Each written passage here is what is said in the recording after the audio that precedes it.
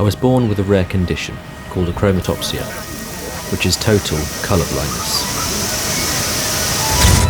I see the world in black and white. Guys, can we get the house lights up, please?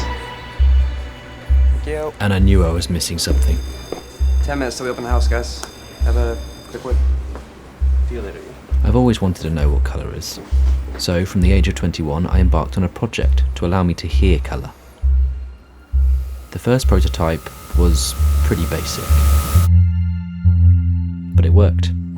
Okay, let's try this A one. computer, some headphones, and a webcam.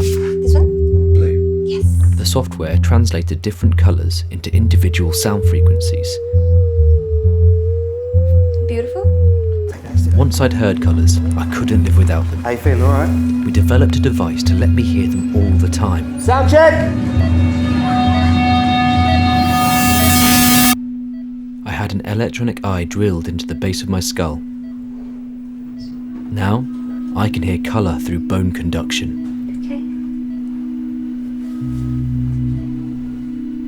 Okay. Okay, guys, on 5, 4, 6, 9, 3. My brain adapted, created a new sense. It became a part of my body.